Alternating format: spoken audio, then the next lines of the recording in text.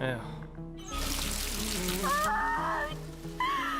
Lee Nami, a young and ambitious woman working in marketing, is going about her daily routine. She's seen commuting, checking her smartphone, and engaging in casual interactions, establishing her as a relatable, modern character who relies heavily on her phone. One afternoon, Lee Nami, nearly drifting off to sleep on a bus, barely notices her stop approaching. In her rush to exit, she accidentally leaves her smartphone behind, which is soon picked up by a stranger. This stranger, a young man, retrieves the phone and takes it home. While preparing dinner, he receives a call on Nami's phone from her friend, Yoonju. Using a voice-altering app to disguise himself, he answers the call, pretending to be a woman who claims to have found the phone on the bus. Yoonju, unaware of the deception, asks this woman to hold onto the phone until she can confirm with Nami. Yoonju later visits Nami's house, playfully teasing her friend as she frantically searches for the missing phone. Once she's had her fun, Yoonju reveals the call she received and lets Nami speak to the supposed person. They both believe they are talking to a woman, who agrees to leave the phone at Cafe Mizi for retrieval. However, as notifications continue to pop up on Nami's phone, the man delves deeper into her personal life. With so much of her life documented online, he quickly gathers extensive information about her and her interests. Frustrated by his inability to crack the phone's password, he eventually snaps and shatters the screen in anger. We then see a crime scene. A body, previously buried on a mountain, is unearthed by heavy rainfall. The police, including detectives Woo Ji-man and Kim Jung-ho, arrive at the scene to begin their investigation. As they survey the area, their conversation reveals a troubling suspicion. They both suspect that Ji-man's son might be involved. The location where the body was found is significant. It's the same spot where Ji-man and his son had once planted a tree together. Evidence points toward his son, as plant food products, which his son frequently used, were found scattered near the body. It's almost as if someone intentionally left clues behind. Ji-man is torn, recalling how his son left home 7 years ago but never changed his address. Jung-ho asks whether there's any chance his son might still be in contact with his mother. Ji-man responds that his son left when his mother was ill and never returned, making it unlikely, but he agrees to check for the sake of the investigation. Meanwhile, Nami is at her father's cafe, where she works part-time, when she receives a call from Jun-young, the man who took her phone, still posing as a woman. He informs her that her phone's screen is broken, but he has already taken it to a repair shop and covered the cost. The caller simply tells her to pick up the phone. Nami heads to the repair shop at the address Jun-young provided. After navigating a long, eerie hallway, she finds the room and spots her phone on a table. A masked man appears, handing her papers to sign and asking for her password. Unbeknownst to her, this shop belongs to Jun Yeong, who uses the password to install spyware on her phone, effectively cloning it under the guise of repairing the broken screen. Nami, unaware of the danger, thanks him, retrieves her phone, and leaves, while Jun-young begins monitoring her every move. Later that evening, Jun-young visits Nami's father's cafe, specifically requesting a drink called plumade, which her father usually makes only for her. He insists he used to order it regularly, so Nami prepares it for him. Seong-woo, a co-worker, notices the interaction and questions why she served a drink not on the menu. Nami explains that Jun-yeong is a regular, though Seong-woo struggles to recall him. After saying goodbye to her father, Nami heads home. Meanwhile, Ji-man checks his wife's phone and discovers she has been in contact with their son, who has been constantly moving around. She recently sent him supplies, leading Ji-man to find an address that might belong to Jun-young. Back at her apartment, Jun-young spends the night digging through Nami's phone, compiling a detailed dossier on her daily routine, interests, and personal connections. He even discovers a secret Instagram account where Nami vents about her boss and adds her photo to his collection of previous victims. At work, Nami's boss rewards her with a pay raise for securing a significant deal, asking her to keep it confidential. Meanwhile, Ji-man confronts his wife about Jun-yeong, but she denies knowing his whereabouts. Just as they speak, Ji-man receives a text with an address. Elsewhere, Jun-young sneaks into Nami's apartment while she's out, searching through her belongings. Ji-man, continuing his investigation, meets with Jung-ho, who reveals that Jun-young has been changing addresses frequently, stopped using his phone, and was involved in a fraud case in 2019. Ji-man eventually tracks down Jun-young's current residence, uncovering detailed notes on 8 women, with Nami listed as the next target. He realizes the body found on the mountain was the most recent victim, documented similarly to how Jun Yeong has been monitoring Nami. As Ji-man continues his search, he receives a chilling text with a photo of himself inside the house,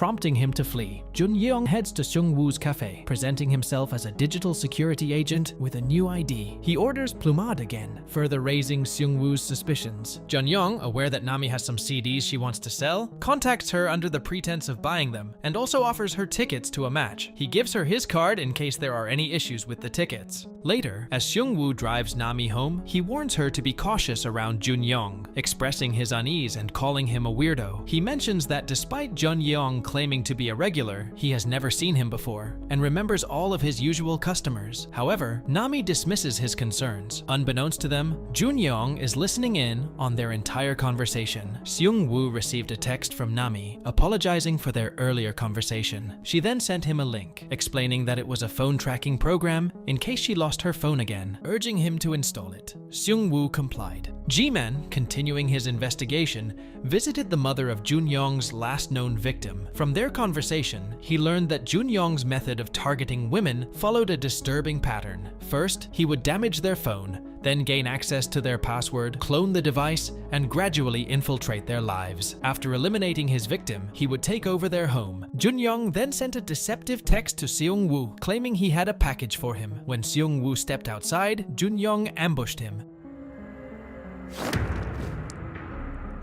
taking him captive in his own home. Meanwhile, heavy rain fell on the mountain, revealing the remains of 7 previously buried bodies. The next morning, Nami awoke to a barrage of missed calls and texts. Panicking, she rushed to get a cab and upon checking her phone, discovered several posts made in her name, boasting about her recent raise and insulting her colleagues. When she finally arrived at work, she was met with angry stares, including from her boss. Furious that she had cost the company significant business, her boss publicly reprimanded her and ultimately fired her on the spot. Devastated, Nami went with her friend Yoon-ju to report the incident to the cybercrime unit. However, they were told that without concrete proof of a hack, there wasn't much that could be done. While Seung-woo remained trapped in his own home, Jun-yeong took control of the situation, sending a text from Seung-woo's phone to Nami's father, informing him that she was taking the day off. As he tortured Seung-woo, Jun-yeong calmly explained how he manipulated people's lives through their phones, boasting about the power he wielded with just a few taps on a screen. Nami,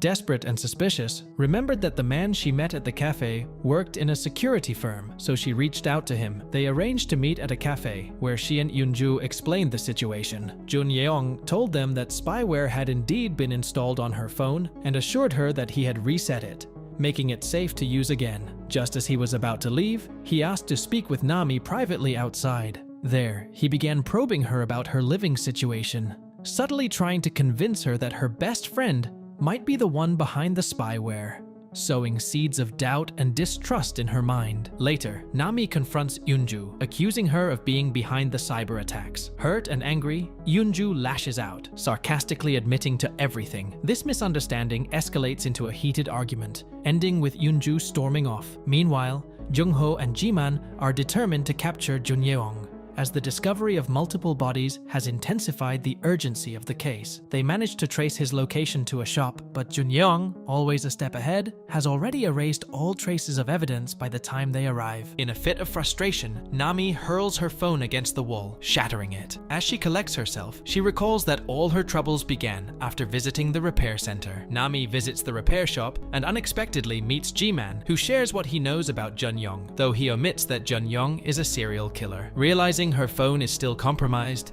Nami checks with the digital security agency and confirms Jun-yeong isn't employed there. With the truth now clear, Nami and Ji-man devise a plan to catch him. Nami will pretend to be unaware of the spyware, luring Jun-yeong into a trap where Ji-man can arrest him. Nami invites Jun-yeong to her home. He arrives looking different, and when he steps outside, Ji-man and Jung-ho fail to recognize him. Frustrated, Jun-yeong scolds them for bothering innocent people and leaves. Disheartened, the detectives return to Nami's house, advising her to spend the night somewhere safe. They drop her off at Seung-woo's place, giving her a card with instructions to text if anything is wrong. Inside, Nami receives a text from Jun-yeong with a number to call. To her horror, she hears a phone ringing inside the house.